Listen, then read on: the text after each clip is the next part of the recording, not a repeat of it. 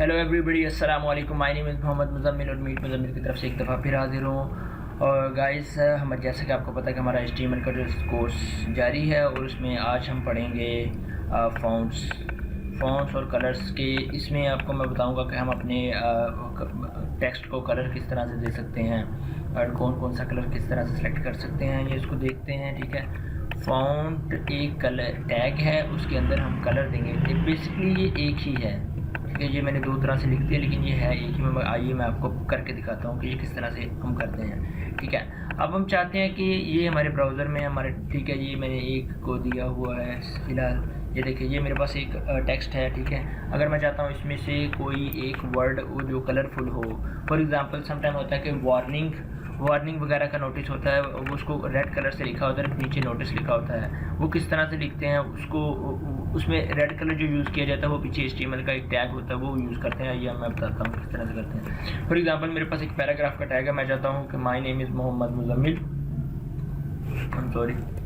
तो इसको हम कलर देते हैं। जिसको कलर देने के लिए हम लिख देंगे फ़ॉन्ट, इसको बंद कर देंगे और जहाँ तक हमने कलर देना है वहाँ तक इसको फ़ॉन्ट को बंद कर देंगे। ये हमारा फ़ॉन्ट का टैग होगा।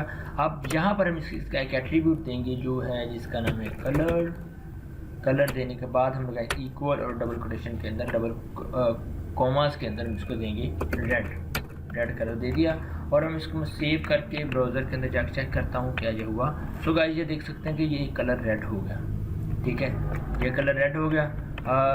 ये हमारा जो इसका फॉर्म का टैग वो अप्लाई हो गया, ठीक है। अगर आप चाहते हैं कि किसी भी टैग को देना है कलर, तो किस तरह से किसी टेक्स्ट को किसी एक वर्ड को देना है, यानी कि जिस चीज़ को आपने टेक्स्ट में लेकर आना है, जिस टेक्स्ट पर आपने कलर अप्लाई करना है, उसको फ़ॉन्ट टैग के अंदर, फ़ॉन्ट टैग स्टार्ट ये है ओपनिंग और ये इसका क्लोजिंग एंड, ठीक है। इन दोनों के दरमियान जिस टेक्स्ट को लेकर आएंगे, ये जो फ़ॉन्ट का टैग होगा ये उसी पर इम्प्लीमेंट होगा। अब रेड करते हैं, मैं यहाँ पर ग्रीन कर देता हूँ तो आप ग्रीन हो जाएगा, चेक करें, ठीक है। अगर आप चाहते हैं इसको बोल्ड करना है, इटैलिक करना है, तो ठीक है आप इसको भी कर सकते हैं, ठीक है। अब इसको बोल्ड कर दें, ठीक है।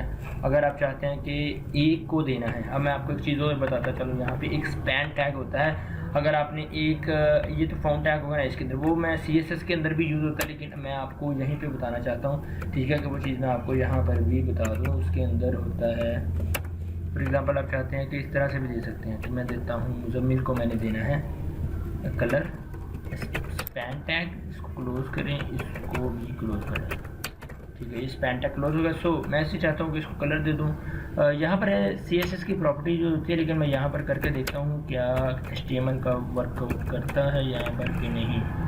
तो गाइस, ये यहाँ पर नहीं करता, ये CSS के अंदर करेगा। इसको मैं CSS के अंदर आपको इसका बताऊँगा, ठीक है। यहाँ पर तो ये देखो फ़ॉन्ट का जिस चीज़ को हमने कलर देना है टेक्स्ट को, वो हम दे सकते हैं। फॉर एग्ज़ाम्पल मैं यहाँ पर कोई एक ये भी बनाता हूँ। ये देखिए मेरे पास हेडिंग्स है जी, मैं इसको चाहता हूँ कि मैं इसको दूँ कलर। तो आई होप ये सब को कलर लग जाएगा इस तरह से, ये आप देख सकते हैं, ठीक है। अब किस तरह से मैं यहाँ पर इसका एक एट्रीब्यूट देता हूँ, कलर इक्वल टू रेड, ठीक है। अब मैं रिफ्रेश करता हूँ, ये सबका कलर रेड हो गया, ठीक है।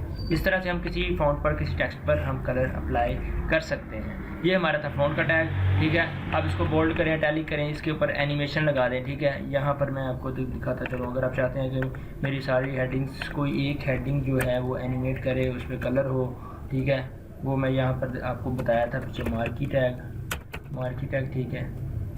और ठीक है गाइस, ये मैं टैग्स बार बार इसलिए यूज़ कर रहा हूँ ताकि आप लोगों को चीज़ें भूलें ना, ठीक है। अगर आपको चीज़ समझ नहीं आती तो नीचे कमेंट करके आप मुझसे पूछ सकते हैं, ठीक है। तो ये बार बार टैग्स में इसीलिए यूज़ करता हूँ, चेक। तो ये देखिए, ये मेरा जो है एनिमेट स्टार्ट करने लग गया। अब एनिमेशन के अंदर मैं आपको एक चीज़ बताना भूल गया था, इसके अंदर हम स्पीड भी दे सकते हैं। स्पीड इक्वल टू, इसके अंदर मैं देता हूँ 100। अब देखिएगा, ये इसकी स्पीड 100 मैंने दी थी, मैं इसको 200 करके देखता हूँ।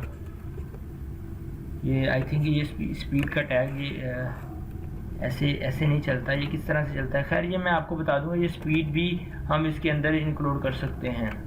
पहले तो हमने डायरेक्शन कहा था ना, कि डायरेक्शन हम दे सकते हैं। डायरेक्शन वो तो आपको पता है, DIRECT डायरेक्शन, इसको मैं देता हूँ राइट, RECIO,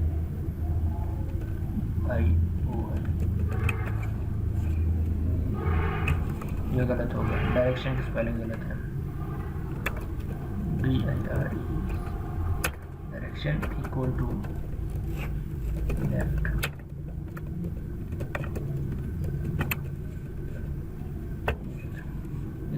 ठीक है, ये लेफ्ट की तरफ जा रहा है, राइट, ये मैंने आपको पहले बताया। ठीक है, अब आइए इस ट्यूटोरियल में हमने देखा कि हमने अपने टेक्स्ट को किस तरह से कलर देना है। ठीक है, आप एनिमेशन जा रही है उसको भी कलर दे सकते हैं, आप किसी चीज़ को भी कलर दे सकते हैं। ठीक है, बाकी इंशाल्लाह आगे कोर्स इसको मैं होप सो कि जल्दी जल्दी ख़त्म कर दूँ। इस ट्यूटोरियल जो आगे जो काम है वो सारा है CSS के अंदर स्टाइलिंग, ये जो हमारी इंपॉर्टेंट चीज़ें रह गई हैं 4-5, इसको कवर करके इंशाल्लाह हम आगे CSS का कोर्स स्टार्ट करेंगे।